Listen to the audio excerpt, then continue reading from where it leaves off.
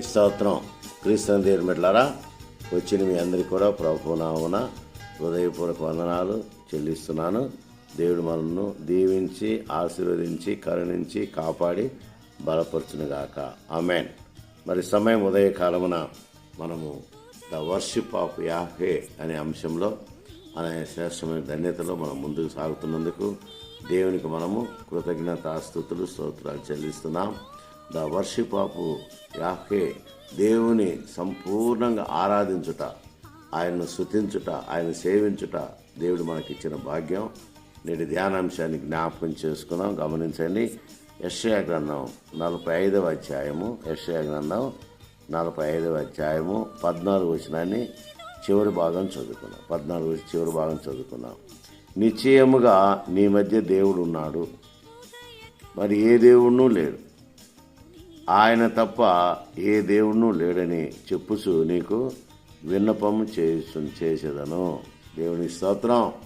దేవుని బిడ్డలారా, గమనించండి. ఉదయకాలమున దేవుడు మన మధ్య ఉన్నాడు, మనతో ఉన్నాడు. ఆయన మన మధ్య ఉండుటకే ఆయన నరావతారునిగా నరునిగా భూలోకములో జన్మించాడని దేవుని బిడ్డలారా జ్ఞాపకం చేసుకుందాం. అందుకే నిశ్చయముగా అంటే ఖచ్చితముగా, నో డౌట్, ఖచ్చితముగా దేవుడు మన మధ్య ఉన్నాడు, మనతో ఉన్నాడు అని దేవుని బిడ్డలారా జ్ఞాపకం చేసుకుందాం. మరి ఏ దేవుడు లేడంటున్నాడు. నేను తప్ప ఏ దేవుడు లేడు అని ఆయన చెప్పుతున్నట్లుగా దేవుని బిడ్డలారా జ్ఞాపకం చేసుకున్నాం. అందుకనే జపన్య గ్రంథంలో గమనించండి. దేవుని యొక్క వాక్యాన్ని విందాం, దేవుని మాట విందాం, దేవుని కార్యాలు మనము జ్ఞాపకం చేసుకున్నాం. జపన్య గ్రంథం 3వ అధ్యాయం, జపన్య గ్రంథం 3వ అధ్యాయము గమనించండి. 17వ వచనం చూద్దాం. నీ దేవుని యెహోవా నీ మధ్య ఉన్నాడు, ఆయన శక్తిమంతుడు, ఆయన మిమ్మల్ని రక్షించును, ఆయన బహు ఆనందముతో నీ యందు సంతోషించును, నీ యందు తనకున్న ప్రేమను బట్టి శాంతం వహించి నీ అందరి సంతోషము చేత ఆయన హర్షించును. దేవుని స్తోత్రం. హల్లెలూయా. దేవుని బిడ్డలారా, గమనించండి.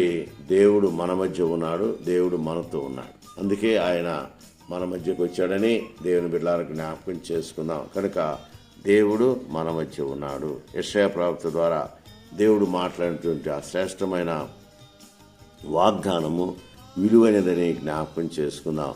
నిశ్చయముగా నీ మధ్య దేవుడు ఉన్నాడు అంటున్నాడు. ఇక్కడ కూడా ఏమంటున్నాడు?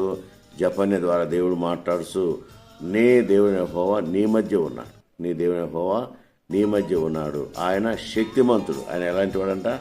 శక్తిగల దేవుడు. ఆయన నిజముగా శక్తిగల సంపన్నుడిని జ్ఞాపకం చేసుకున్నాం. అంత మాత్రమే కాదు, ఆయన మిమ్మల్ని రక్షించును. చూసారా? దేవుడు రక్షించుటకే మన మధ్య ఉన్నాడు, రక్షించుటకే మనతో ఉన్నాడు, రక్షించుటకే మన మధ్య కార్యాలు జరిగిస్తున్నట్టుగా దేవుని బిడ్డలారా జ్ఞాపకం చేసుకుందాం. అందుకనే ఆయన నీ మధ్య ఉన్నాడు, ఆయన శక్తిమంతుడు, ఆయన మేము రక్షించును, ఆయన మహా ఆనందముతో నీ యందు సంతోషించు. చూసారా? ఉదయకాలమున దేవుడంట మహా ఆనందంతో సంతోషిస్తాడు. ఎందుకంటే ఉదయాన ఎవరు లేరు, లేచేవారు ధన్యులు. నిజముగా దేవుడు చూసి నా బిడ్డలు నా కొరకు లేచారు, నా బిడ్డలు నన్ను ప్రార్థిస్తున్నారు అని ఎంతో ఆయన సంతోషిస్తాడు. లేకుండా నిద్రపోయేవారి సంగతి సాతాను చూసుకుంటాడు. కానీ దేవుడు మాత్రము తన బిడ్డల చుట్టూ ఆయన కంచె వేసి కాపాడుతాడు. అందుకనే గమనించండి, దేవుని యొక్క వాక్కు ఆయన మేము రక్షించును, ఆయన బహు ఆనందముతో నీ యందు సంతోషించును. ఈరోజు నిజముగా దేవుడు సంతోషిస్తాడు.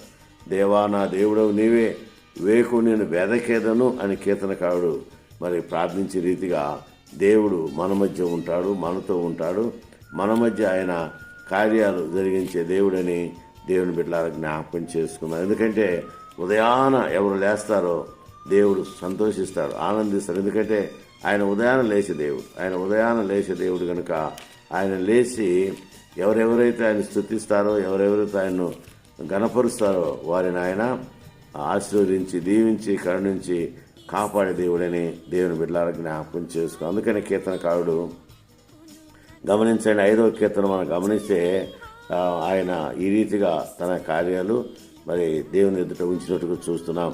5వ అధ్యాయము 2-3 వచనాలు చదువుకుందాం.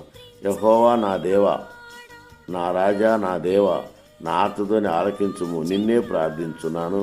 యెహోవా ఉదయమున నా కంఠస్వరం నీకు వినబడును. దేవుని స్తోత్రం, హల్లెలూయా. ఉదయాన నా కంఠస్వరం నీకు వినబడును. ఉదయమున నా ప్రార్థన నీ సన్నిధిని సిద్ధం చేసి కాసియుందును. చూసారా, ఈ గొప్ప ధన్యత దేవుడు దావీదుకి ఇచ్చాడు. దావీదు అంటున్నాడు, గమనించండి, ఉదయమున నా కంఠస్వరం నీకు వినబడును. ఉదయమున నా ప్రార్థన సన్నిధిని సిద్ధం చేసి కాసియుందునని భక్తులు తెలియజేస్తున్నారు. నిజమే దేవుని బిడ్డలారా, గమనించండి, ఉదయాన ఎవరు లేస్తారో దేవుడు వారిని ఆశీర్వదిస్తాడు. ఉదయాన ఎవరు లేస్తాడో దేవుడు వారికి దీవెనలు ఇస్తాడు. ఉదయాన లేచిన వారికి దేవుని యొక్క కాపుదల ఉంటుంది. దేవుడు వారితో ఉంటాడు. దేవుడు వారి మధ్య ఉంటాడు.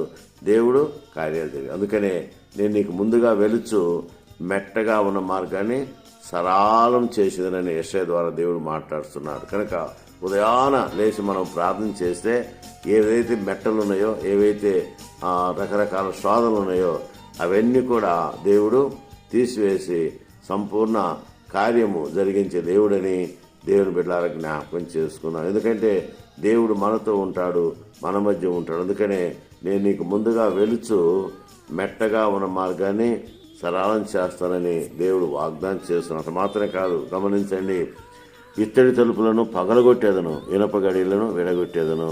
గమనించండి, అందుకే దేవుడు అంటున్నాడు, పేరు పెట్టి నేను పిలిచిన ఇశ్రాయేలు దేవుడు యెహోవా, అగో యెహోవా నేనే అని నీవు తెలుసుకున్నట్లుగా అంధకార స్థలములో ఉంచబడిన నిధులను, రహస్య స్థలములో మరుగైన ధనమును నీకు ఇచ్చేదనని దేవుడు అంటున్నాడు. దేవుడు స్తోత్రం.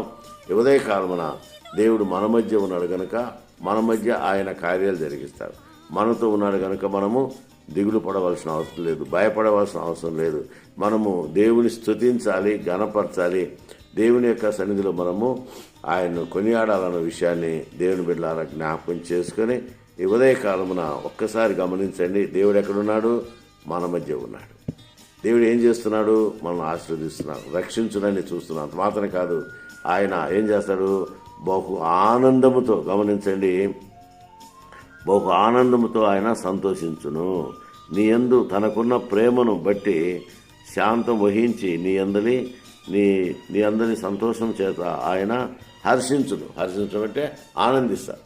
దేవుని బిడ్డలారా గమనించండి, ఉదయకాలం అనే గొప్ప దీవెనలు, ఆశీర్వాదాలు, కృపావరాలు దేవుడు మనకు అనుగ్రహించాలని, దేవుడు మనతో ఉండాలని, దేవుడు మన మధ్య ఉండాలని, దేవుడు మనతో కార్యాలు జరిగించాలని లేఖనాన్ని బట్టి మనం గమనిస్తున్నాం. అందుకని ఇదిగో దేవుని నివాసము మనుషులతో కూడా ఉన్నది, ఆయన వారితో కాపురముండును, వారు ఆయన ప్రజల యందురు, దేవుడు తానే వారి దేవుడు ఉండి వారిని రక్షించును. దేవుని బిడ్డలారా గమనించండి, ఇలా గొప్ప ధన్యత దేవుడు మనకి ఇచ్చినందుకై దేవునికి వందనాలు చెల్లిస్తూ ద వర్షిప్ ఆఫ్ యాహే కార్యక్రమం బహుగా దీవించబడినట్టు, బహుగా వర్ధిల్లినట్టు, ఈ కార్యక్రమం చేపట్టిన యవన బిడ్డలు బహుగా వర్ధిల్లున్నట్లు మీ కార్యం జరిగించుటకు, పరిశుద్ధాత్మ కార్యాలు జరిగించుటకు దేవుడు మనందరికీ తోడైండుగాక. Amen. Amen. May God bless you.